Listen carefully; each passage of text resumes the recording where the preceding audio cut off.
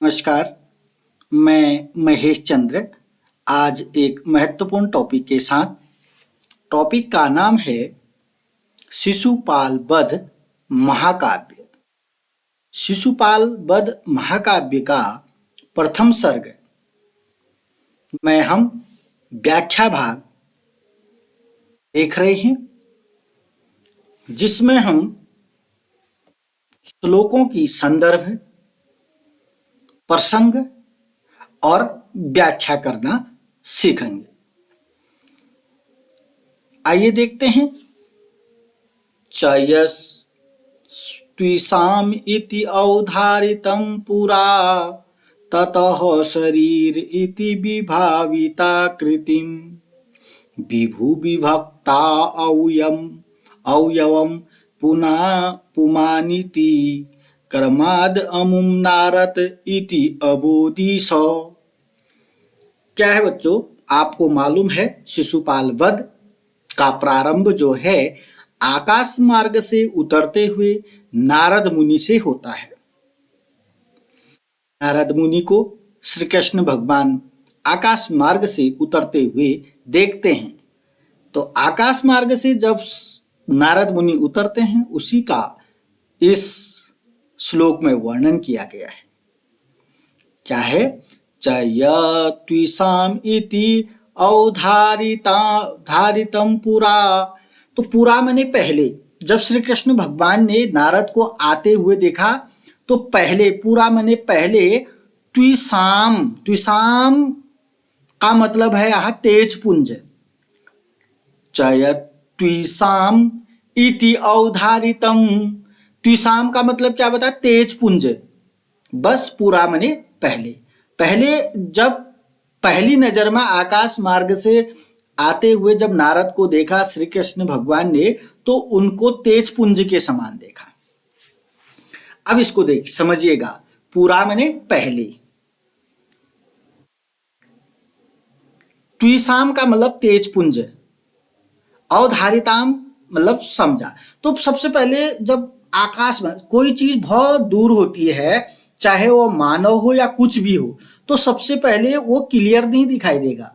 बहुत दूर होने से वह केवल क्लियर नहीं होगा कि वही चीज है। तो कहने का मतलब जब आकाश मार्ग में बहुत दूर श्री कृष्ण भगवान नारद को देख रहे हैं, तो नारद को सबसे पहले उन्होंने किस रूप में देखा? तेज पुंज के रूप में देखा। तेज पुंज आप देख समझ सकते हैं, आप आग का गोला समझ लीजिएगा, ठीक है ना? आग का गोला। तो तेज पुंज के समान उन्होंने देखा। अब तेज पुंज को कैसे समझेंगे आप? त्विषाम, चयत्विषाम् इति अवधारितं पुरा। अब ये तो पहली पंक्ति तो आ जानी चाहिए आपको। सबसे पहले नारद को उन्होंने, त्विषाम का मतलब है तेज पुंज के रूप में, पहली पंक्ति खत्म। उसके बाद ततः माने उसके बाद, शरीर इति विभाविता कृतिम, उसके बाद शरीर इति, थोड़ी देर नीचे को आएंगे। जब सबसे ऊपर थे नारद मुनि तब तो वो तेज पुंज के समान थे। प्रैक्टिकली समझिएगा इसको। जब सबसे ऊपर थे नारद मुनि आकाश मार्ग में तो तेज पुंज जैसे लग रहे थे। जैसे नीचे आए थोड़ा शरीर दिखा ना, शरीर इति विभाविता कृतिम, जो फिर चेतन प्राणी के रूप में। अब थोड़ा सा नीचे आए तो पता लगा, अरे ये तो प्राणी है, कोई प्राणी, चेतन प्राणी। चेतन प्राणी का मतलब जिसमें चेतना है, ऐसा प्राणी। ततः माने उसके बाद, फिर शरीर इति विभाविता कृतिम, इसका मतलब है शरीर इति, शरीर है तो चेतन प्राणी है। थोड़ी नीचे आए जब नारद मुनि, तब श्री कृष्ण भगवान ने उनको चेतन प्राणी के रूप में देखा। विभु विभक्ता अवयवम पुमानिति। अब थोड़ी नीचे को और आए तो विभु विभक्ता अवयवम, अवयव का मतलब होता है जैसे शरीर के अवयव होते हैं, हाथ, पैर, सर इत्यादि अवयव। अवयव का समझ गए आप? शरीर के अंग, हाथ, पैर आदि शरीर के अंगों को देखा उन्होंने। विभु विभक्ता अवयवम पुमान इति, अवयवम का मतलब क्या बताया? जैसे जैसे नारद मुनि नीचे को आए तो उनके अवयव दिखाई दिए, हाथ पैर दिखाई दिए, तो हाथ पैर स्पष्ट हुए, ठीक हो गया ना। अब उसके बाद करमाद अमुम नारद इति अबोधि सौ, अबोधि माने जाना, सौ माने उन्होंने, किन्होंने, श्री कृष्ण भगवान ने, करमाद माने क्रम से, नारद यह तो नारद है। जब नारद जी बहुत नीचे आ चुके थे तब पता चला अरे ये तो नारद जी हैं, यह नारद जी हैं, ऐसा श्री कृष्ण भगवान ने जान लिया। तो कुछ नहीं है, जब आकाश मार्ग से नारद मुनि उतरते हैं सबसे पहले ऊपर वह कैसे दिखाई दे रहे थे, तेज पुंज के समान। अब सबसे दूर है तो आप भी नहीं पहचान पाओगे ना, ठीक है ना। जैसा हवाई जहाज देखता है, हवाई जहाज ही है कहते हैं ना, कुछ दिखाई नहीं था, कहाँ को क्या को, मतलब बहुत दूर होता है, तो उस समय उसकी पहचान अलग होती है। तो बहुत दूर जो नारद मुनि थे तो वह तेज पुंज के समान थे। थोड़ी नीचे आए तो ऐसा लगा ये तो चेतन प्राणी है, शरीर था ना उनका, थोड़ा नीचे आए तो शरीर, ठीक है। जैसे हेलीकॉप्टर बहुत ऊपर चल रहा था, चला तो आपको केवल हेलीकॉप्टर छोटा सा दिखाई देता, कभी कभी तो पता ही नहीं चलता कहाँ पर है। जैसे जब नीचे नीचे आता है तो उसमें बैठे हुए, अगर बहुत नीचे आता तो उसमें बैठे हुए लोग भी दिखते हैं। अब लोग दिखते हैं तो उनके शरीर दिखता है, हाथ दिखते हैं, तो गर्दन मुंह दिखता है, इससे पता चलता है कि इसमें शरीर, इसमें चेतन प्राणी बैठे हुए हैं। तो समझ में आ गया होगा। तो सबसे पहले नारद जी को तेज पुंज के रूप में देखा, उसके बाद नारद जी को चेतन प्राणी के रूप में देखा, क्योंकि शरीर दिखाई दिया ना, चेतन प्राणी के रूप में दिखा। उसके बाद उस नारद जी के अवयव दिखाई दिए, हाथ पैर आदि अवयव के रूप में उसको जाना गया, हाथ पैर दिखाई दिए। उसके बाद जब नारद जी नजदीक आए तो श्री कृष्ण को पता चला, अबोधि मैंने जाना, क्रमाद मैंने क्रम से, अमुम नारद यह तो नारद हैं। इससे ज्यादा आप हिंदी अनुवाद में जो लिखा है उसको पढ़ सकते हैं। तो नारद जी जैसे जैसे आकाश मार्ग से नीचे उतरते हैं तो उनके अलग अलग, उनको अलग अलग रूपों में देखा जा रहा है श्री कृष्ण भगवान ने। सबसे पहले जब बहुत ऊंचाई पर थे तो तेज पुंज के समान उनको देखा, थोड़ा सा नीचे आए तो चेतन प्राणी के रूप में देखा, फिर नीचे आए उनके हाथ पैर आदि अवयवों के दर्शन हुए, हाथ पैर दिखाई दिए, शरीर के अंग अवयव दिखाई दिए, और जब सबसे नीचे क्रमाद मने क्रम से, सह मने उनके श्री कृष्ण ने, अबोधि मने जाना, इति नारद यह तो नारद जी हैं। ठीक हो गया ना। तो संदर्भ आना चाहिए बच्चों आपको। संदर्भ क्या बनेगा इसका? प्रस्तुत श्लोक शिशुपाल वध महाकाव्य के प्रथम सर्ग से लिया गया है, जिसके रचयिता महाकवि माघ हैं। उसके बाद प्रसंग हेडिंग बनेगा बच्चों। प्रसंग में क्या लिखोगे आप? प्रसंग को तो अपने हिसाब से बना सकते हैं। प्रस्तुत श्लोक में नारद मुनि के द्वारा आकाश मार्ग से उतरते हुए का वर्णन किया गया है। उसके बाद आप व्याख्या डालेंगे हेडिंग। उस व्याख्या में 10-15 लाइन होनी चाहिए। जैसे कि आपको 4 लाइन दिख रही होंगी, 4 लाइनों की व्याख्या को आपने 10-15 लाइन करनी चाहिए। चयत्विषाम इति औधारितं पुरा तत शरीर इति विभाविता कृतिम विभुभक्ता अवयवं पुमान इति क्रमाद अमुम नारद इति अबोधि सह। भगवान श्री कृष्ण ने सर्वप्रथम तेज पुंज रूप में, फिर चेतन प्राणी के रूप में, और तत्पश्चात हाथ पैर इत्यादि शरीर अवयवों के स्पष्ट हो जाने पर निश्चय कर उस आकाश मार्ग से उतरते हुए व्यक्ति विशेष को यह नारद जी हैं ऐसा जाना।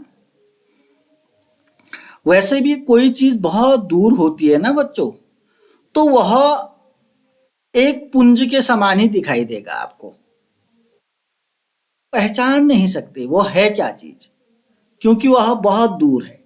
जैसे जैसे वो नजदीक को आएगी तो ऐसा ही यहाँ जैसे आप इस श्लोक में सीख पा रहे हैं वैसे ही हो, जैसे जैसे वो नीचे को आएगा वैसे वैसे उसके विषय में आपको नॉलेज होते रहेगा। जब वह आपके सम्मुख पहुंच जाएगा तब पता चलेगा ये चीज है। ठीक है ना। नारद जी का भी ऐसे ही हुआ, वो तेज पुंज के रूप में दिखाई दिए, फिर पता चला वो तो प्राणी है, चेतन प्राणी है, शरीर दिखाई दिया, फिर पता चला कि उसके हाथ पैर दिखाई दे, अरे ये तो मनुष्य है, फिर क्रम से पता चला अरे ये तो नारद जी हैं। आगे देखते हैं। नवान अधो अध बृहतः पयोधरान समूल कपूर पराग पांडुरम क्षणं क्षणोत्सिप्त गजेन्द्र कृतिना स्फुटोपम्भूतिशितेन शंभुना। नवान अधो अध बृहत पयोधरान। पयोधरान का मतलब यहाँ पर बादल से मतलब होगा। बृहत माने बड़े बड़े बादल, विशाल काय बादल के अधो माने नीचे। ठीक है ना। या जब नारद जी नीचे को आ रहे हैं तो वो बादलों के नीचे हैं, ऊपर होते तो शायद नहीं दिखाई देते ना, इसलिए राइटर को ध्यान रखना है, बादलों के नीचे बता रखा है उनको। बादलों के ऊपर होते तो कैसे दर्शन होते। तो पयोधरान का मतलब क्या हो गया बच्चों, यहाँ पर बादल हो गया। बृहत माने बड़े बड़े बादल, विशाल बादल। बादल में कितनी सामर्थ्य होती है ना, सूरज को भी ढक देते हैं, वही बात। मतलब यहाँ ढकने वाली बात नहीं है। बादलों के अधो अध माने नीचे हैं वो। पहली पंक्ति आ गई, नवान अधो अध। अधो अध का मतलब होता है नीचे। बृहत माने बहुत बड़े, विशाल, बड़े बड़े, पयोधरान माने बादल। तो बड़े बड़े बादलों के नीचे वो आ रहे हैं। तो नारद जी कहाँ हैं, बड़े बड़े बादलों के नीचे स्थित हैं। ठीक हो गया। समूल कर्पूर पराग पांडुरम। कर्पूर तो जानते होंगे आप, कपूर कितना सफेद, कितना अच्छा लगता है। लगता है अच्छा नहीं लगेगा। कपूर, कपूर शब्द देख लो। पराग, पांडुरम माने श्वेत वर्ण। जैसे कपूर होता है ना, कपूर का चूर्ण को हो या कपूर को हो, ऐसे ही वह श्वेत वर्ण के लग रहे थे। बस क्लियर है। कर्पूर पराग पांडुरम, कपूर के चूर्ण के समान वह श्वेत वर्ण वाले थे, बादलों के नीचे थे। ठीक है ना। बादलों के नीचे थे, कपूर के समान वह श्वेत वर्ण वाले थे। ठीक हो गया ना। अच्छा देख लीजिएगा, जैसे मान के चलिए कृष्ण भगवान सांवले हैं, नारद मुनि गोरे हैं, ऐसा वाला हो गया। ऐसा भी आप वर्णन कर सकते हैं, बट यहां पर कपूर के समान वह क्या है, श्वेत है। पांडुरम का मतलब सफेद होता है, श्वेत। कपूर के समान श्वेत है। कपूर के चूर्ण के, अगर हम कर्पूर और पांडुरम दो ही शब्दों को लें तो कपूर के समान श्वेत वर्ण वाले थे। पांडुरम का मतलब श्वेत वर्ण। अब समूल कर्पूर पराग पांडुरम का मतलब है कपूर के चूर्ण के समान श्वेत वर्ण वाले थे। अब क्लियर हो गया होगा। क्षणम क्षणोत्सिप्त गजेंद्र कृतिना। क्षणम क्षणोत्सिप्त गजेंद्र कृतिना, यहां का मतलब गजेंद्र का मतलब होता है हाथी, ये होता है ना। कृतिना मतलब हाथी का चर्म। वह कौन कैसे थे, हाथी के चर्म को धारण किए हुए थे।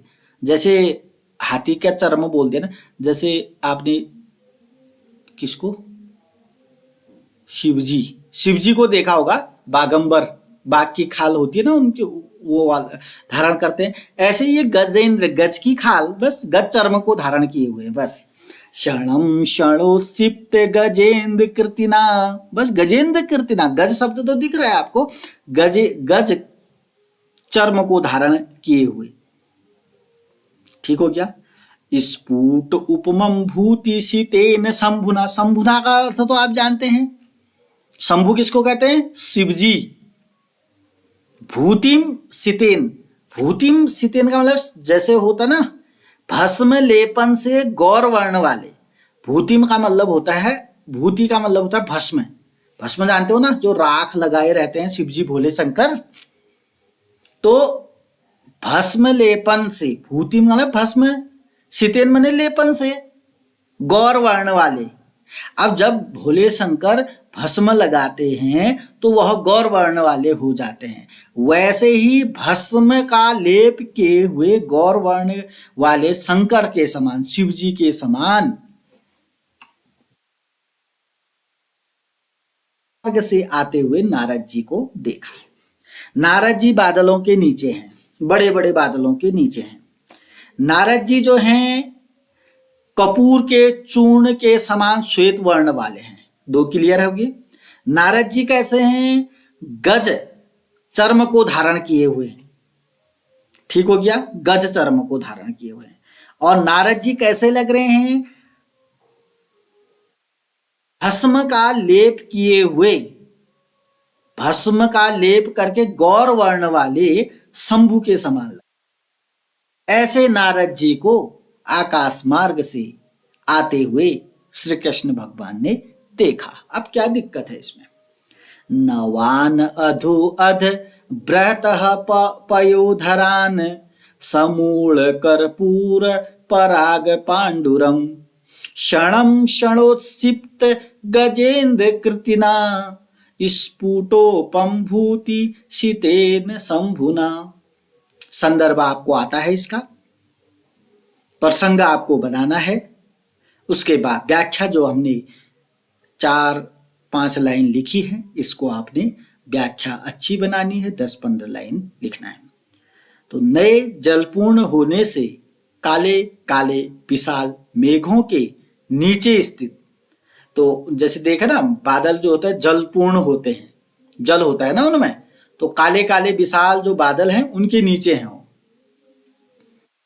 एकत्र किए गए पुंजीभूत कपूर चूर्ण के समान श्वेत वर्ण। जब कपूर का चूर्ण होता है ना, कपूर कैसा होता है? सफेद होता है। कपूर के चूर्ण के समान श्वेत वर्ण वाले हैं नारद जी। नाटकों में देख लीजिएगा कैसे हैं नारद जी, बस सेम आर्ट बनाए रहते हैं। वो जो पात्र बनाया जाता है नारद जी का, सेम करने की कोशिश, कृष्ण भगवान का देखा हुआ सेम बनाने की कोशिश करते हैं वो नाटकों में, देखना चाहिए आपको। फिर अतएव क्षण भर के लिए तांडव नृत्य में गज चर्म को धारण किए हुए, मतलब वो गज चर्म को धारण, गज चर्म है, तथा भस्म लेपन से गौर वर्ण वाले शंकर के समान आकाश मार्ग से आते हुए नारद जी को देखा। ये तो क्लियर है, नारद जी आकाश मार्ग से इंद्र का संदेश लेकर के श्री कृष्ण के पास आते हैं, लेकिन आने का ही वर्णन किया गया है। सबसे पहले उनको तेज पुंज में देखा, फिर पता लगा कि वह कोई चेतन प्राणी है, उनके हाथ पैर दिखे तो पता लगा ये तो मनुष्य हैं, और जब सम्मुख आए, अरे ये तो नारद जी हैं, ऐसा हुआ। तो नारद जी जो हैं बादलों के नीचे हैं, कपूर के चूर्ण के समान श्वेत वर्ण वाले हैं, शिव जी के तांडव नृत्य में गज चर्म को धारण किए हुए हैं,